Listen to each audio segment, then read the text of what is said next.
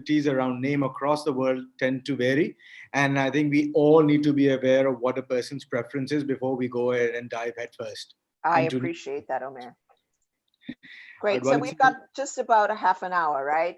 Yes, ma'am. Good. Yes, I will try to, sort of just give a brief introduction, though I don't know how brief I can be with the type of achievements that I have in front of me that you've done, but I'll try my best to be succinct so that we can move into the crux of the conversation, which is your subject matter expertise, which we desperately want to get some semblance of for our own work here. So, without further ado, I want to just start off. I mean, I'll just welcome everyone first, because my expectation is that we will be having people who watch this down the line. So, on behalf of Now PDP, I want to extend a very warm welcome to all those joining us today as part of this inclusive banking webinar that is being conducted this evening. We want to show our gratitude and our thankfulness to our guest, who we are both humbled, delighted, and grateful to have, Ms. Charlotte Mclean and who is the Disability Advisor for the World Bank. She has had a very, very distinguished career to date, and she advises the World Bank on developing projects, policies, and programs that are inclusive of persons with disabilities and ensuring that they are through the design and implementation. Prior to that, she was appointed as USAID's coordinator for disability and inclusive development by President Barack Obama, and that was back in 2011. She's worked with the World Bank in various geographies, including Africa and the East Asia Pacific region. And then she's also worked extensively with UNICEF, with the United Nations, on child protection. Uh, we are both grateful to welcome you, Ms. McLean Japo, and I will now just sort of hand the forum up to you to have some initial thoughts that you might have on joining us and about your track record in the past as well. So welcome. Thank you very much for that very gracious introduction, Omer. So, I think as you pointed out, I have worked, for many years on addressing the issue of disability inclusive development. And I've worked on both the policy front, the research front, but very importantly, I've worked in actually design of programming around this. And so in many ways, I see my experiences coming full circle. And so it's really wonderful to be able to be with you today, to share with you some ideas that I have, and put forward some of the work that the World Bank has been doing in this space, and ultimately kickstart a discussion around how we ensure that inclusive banking really becomes an issue for persons with disabilities in Pakistan, and that persons can use the banking systems to ensure that they're able to participate and empower themselves in the communities. Well, thank you for that. And I think this is a very interesting time. And I'm so glad that you had time to talk to us at this juncture in, I think, Pakistan's trajectory when it comes to disability inclusion. I think for the first time in many years, we have a coming together and a convergence of the private sector and the public sector becoming very serious about disability inclusion, both as from an economic empowerment perspective, and from an education perspective, and from a rights-based perspective. And that's why I think some of the thoughts that you might have will become pivotal as we chart the path to inclusion, which I think we are just starting out on, if that. So just without one question that is on my mind, and I think because you touched on this, is you have been responsible for designing programs and policies and projects for the World Bank for disability inclusion. What are some of the key elements that you have to keep in mind? And by disability inclusion, we're talking about holistic inclusion, not just limited to physical impairments, but visual, hearing, and intellectual as well. So what are some of the elements that you keep in mind when you're talking about disability inclusion and accountability for that inclusion when you start off any project, designing any project for the World Bank? So thanks, Amir, for that question. And there are a number of ways in which the bank makes projects disability inclusive. And I'll share with you a few approaches, which are by no means an exhaustive list of how this happens. But I think one place to start is to ensure that you have disability disaggregated data. Having disability data is critical because what it does is it amplifies the narrative that you need in order often to persuade government officials, program designers that this is an important issue. The data helps you think about the magnitude of the issue at hand. We know that persons with disabilities make up at least 15% of the population. This is a large minority. And so having the data is very foundational as you think about developing projects. The second thing that I would say is to build the evidence base of disability inclusion. And this might be done by having a very strong report, having a diagnostic, having a very robust analytical piece of work that makes the case for disability inclusion to the specific sector. So here today we're talking about banking, but this would apply for whether you were talking about any sector. And so what we've done at the bank is to develop sector-specific guidance in the areas of water operations, in the area of digital development. We recently put out a guidance note that looks at women and girls with disabilities and gender-based violence. We just yesterday actually have finalized a note on GovTech, which has some relation to what we're talking about today. And then, of course, we have a piece on health. And what's important about this guidance is that it assists bank staff who are working with the client to design projects that are disability inclusive. We have to assume that our staff are not experts on disability. And so this guidance is really important to help them think through what a disability inclusive project looks like. The other really important piece that I've seen as a strong element or a lever for inclusion is when you're able to share best practices and show colleagues that this has worked in different parts of the world. There's nothing more encouraging than learning from others. And so that for me has been an important piece of the work that we do. Now, the bank has also developed a number of instruments, or you might want to call them tools, that have been put in place to guide our work and minimize risk. So, I mean, in the banking sector, obviously there is risk. And so to minimize this risk, we have the environmental social framework. And this framework is important because it sets out a set of standards that are used against all of our investment lending projects. And these standards are not your typical commercial bank type of standards, obviously. These are standards that are geared towards the development agenda.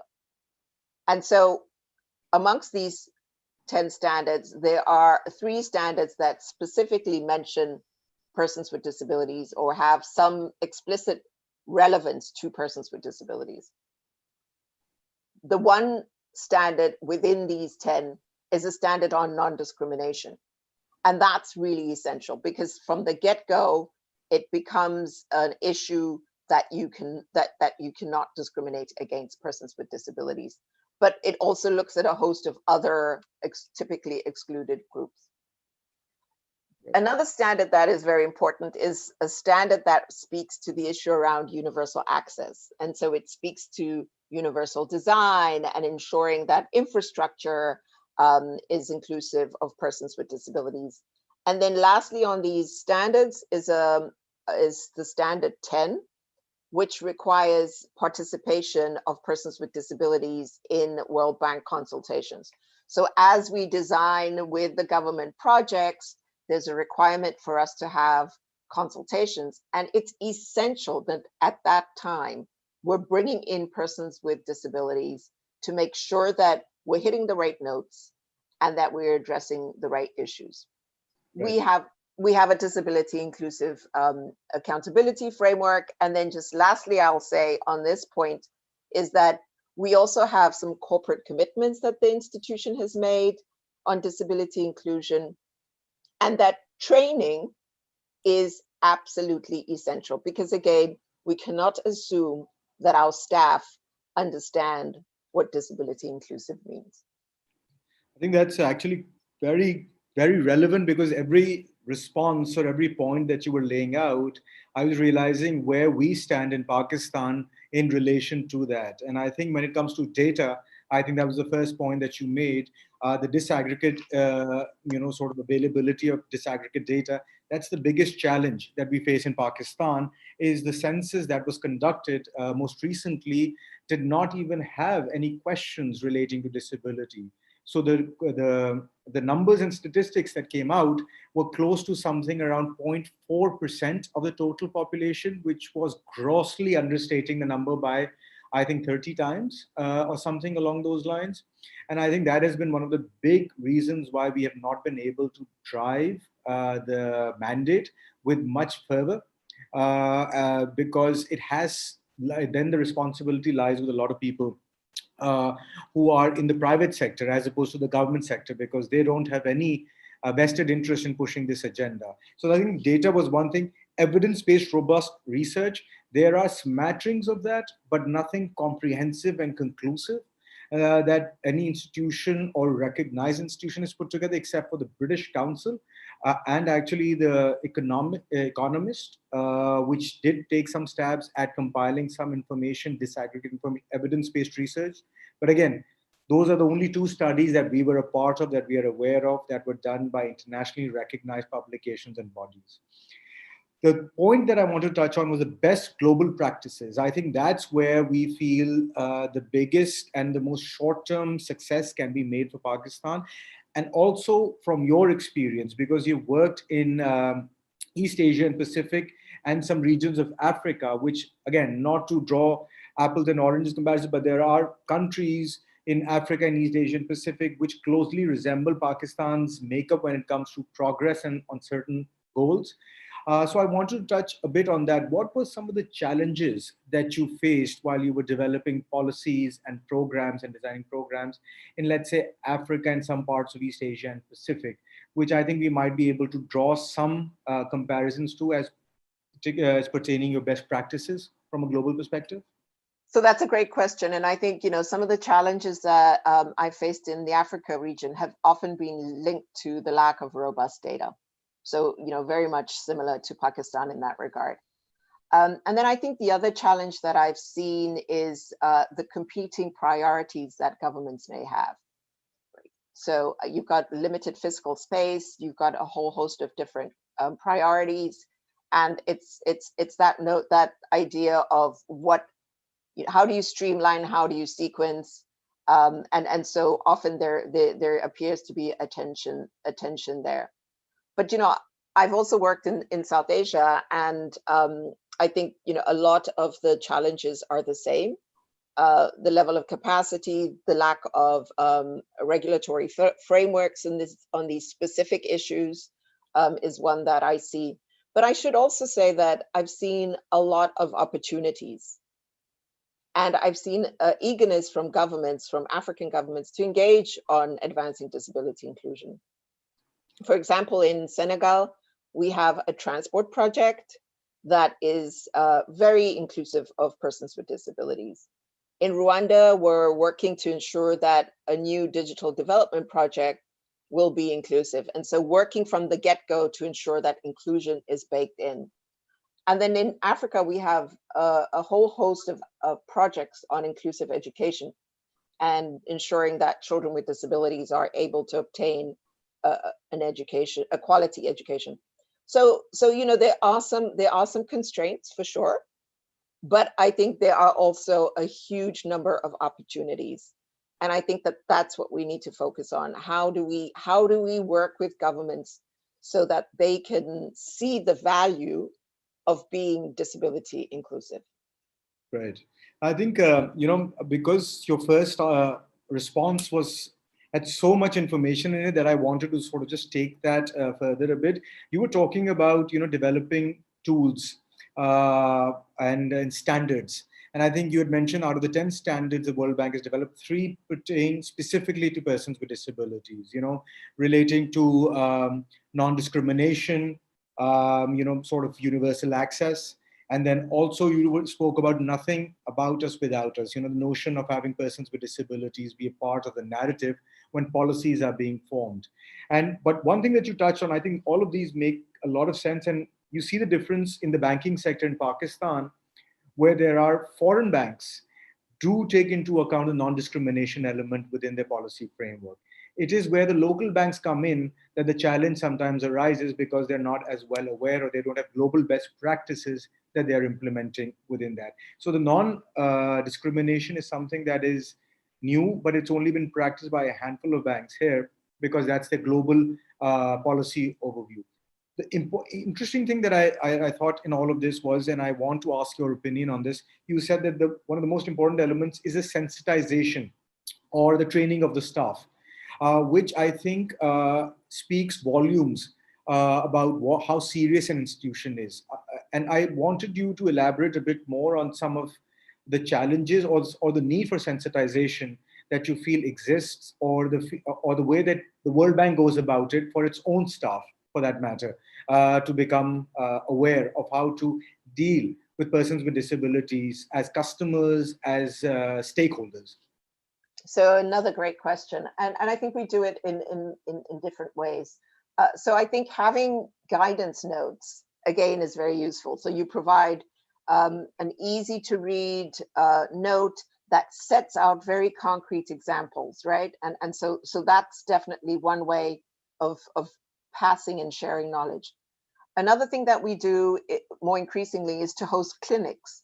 So we will bring together a team of bank task team leaders that are at the beginning of developing a project, and we will work with them for them to understand what are the entry points for disability inclusion. And so if you do it that way, you're baking it in from the get-go, and you're not going back to retrofit. And it helps the teams understand, oh yeah, I can introduce an indicator into this results framework to make sure that persons with disabilities are included. I can look at accessibility in this part of my project. And so those clinics are really a good way of advancing and teaching, essentially training staff on disability inclusion. And what we've done is to work alongside the training on these standards, because training is provided to staff on the environmental social framework. And so I often will have a slot in that training to share with colleagues what this means for persons with disabilities, how these three standards that you very well articulated apply.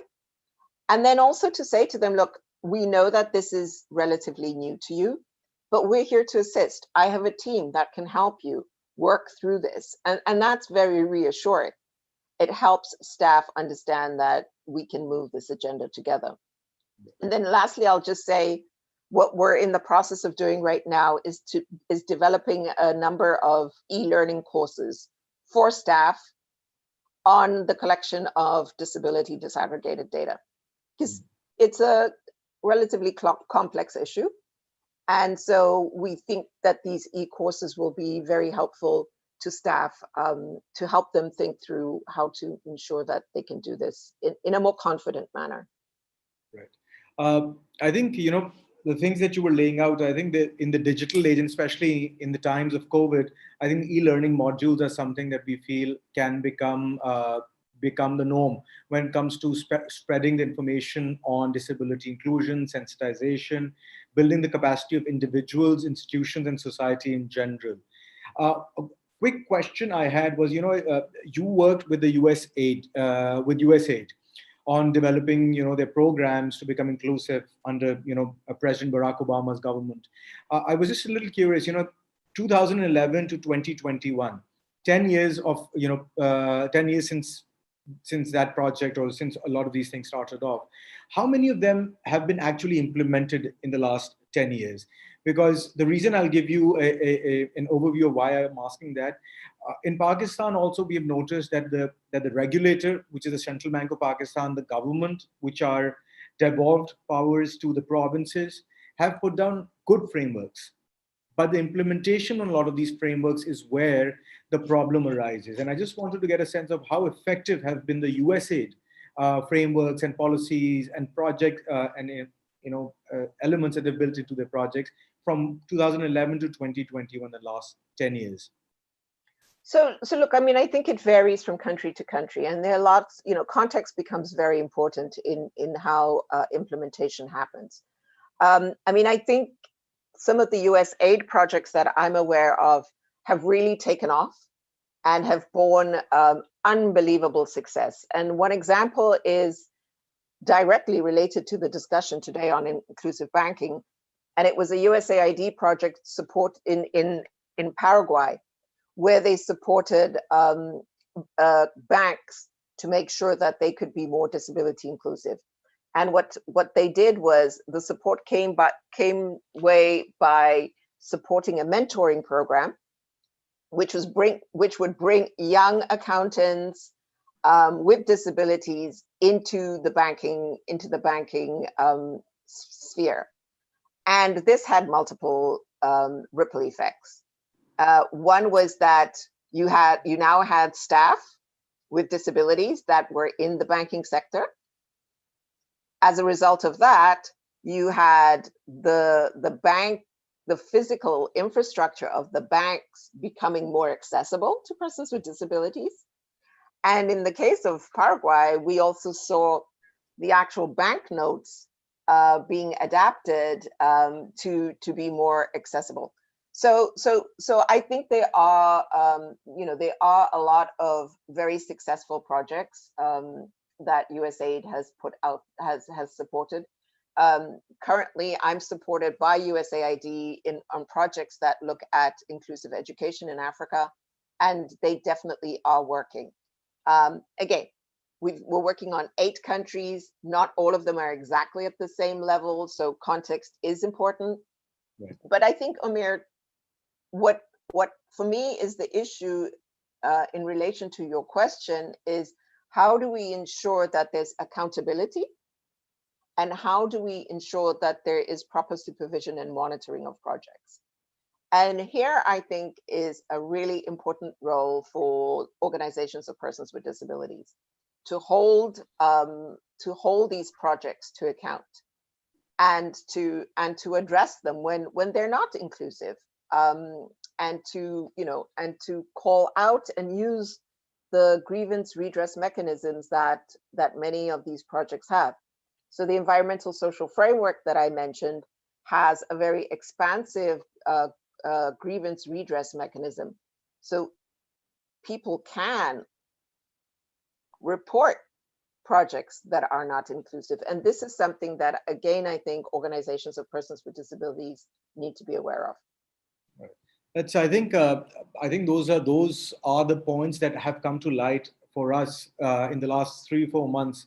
If I'm being honest with you, we've been trying to work with the State Bank of Pakistan, which is a central regulatory body that works on banking regulations and on ensuring that all banks are within the framework that they're prescribed.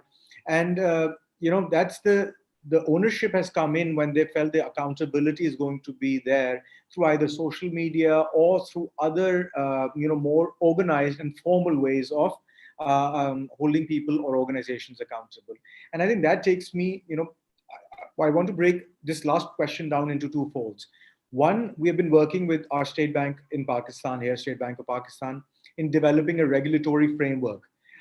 Because there have been multiple circulars that they've issued over the last 5 to 7 years that are were either not completely fulfilling the need for all disabilities, or were not addressing everything.